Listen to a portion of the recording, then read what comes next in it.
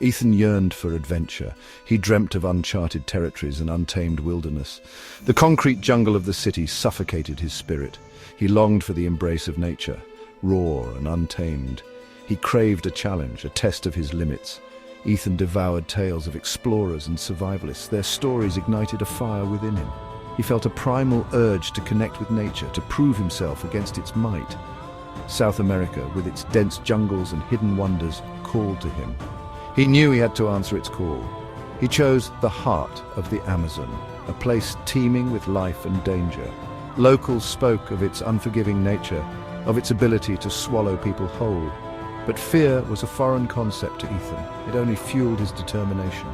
He would conquer this green behemoth, or so he thought.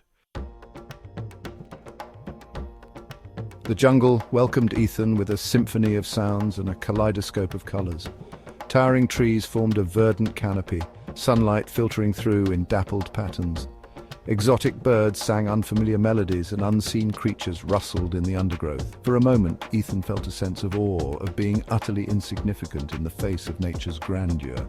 His guide, a weathered man named Miguel, knew the jungle's secrets. He warned Ethan of its dangers, of the hidden pitfalls and the relentless heat. He advised caution, urging Ethan to stick to the well-trodden paths.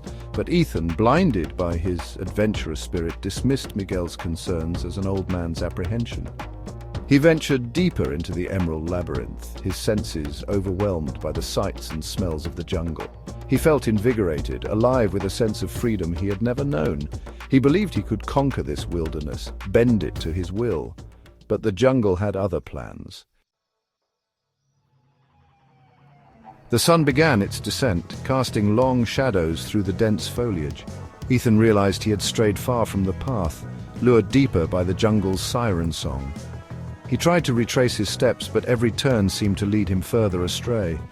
Panic began to gnaw at the edges of his confidence. The once enchanting sounds of the jungle transformed into a menacing chorus. Every rustle of leaves, every snap of a twig sounded like a predator stalking its prey. The air grew heavy with humidity, and darkness descended like a suffocating blanket.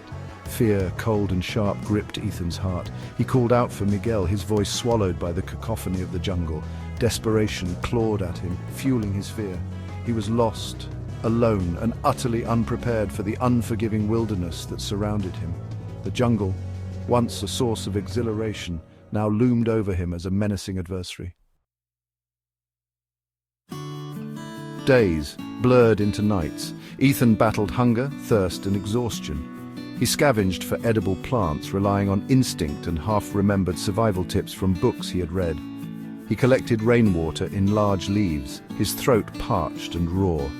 Insects became a begrudging source of protein. The jungle tested him relentlessly. Thorns tore at his skin, leaving behind angry red welts. Insects feasted on his exposed flesh. Sleep offered little respite, haunted by nightmares and the constant fear of unseen predators. Yet amidst the fear and despair, a primal instinct for survival ignited within Ethan. He learned to distinguish between edible and poisonous plants, his senses becoming attuned to the jungle's subtle cues. He built rudimentary shelters from leaves and branches, seeking refuge from the elements. He learned to navigate by the stars, clinging to the hope of finding his way back to civilization. Each day was a victory, a testament to his resilience.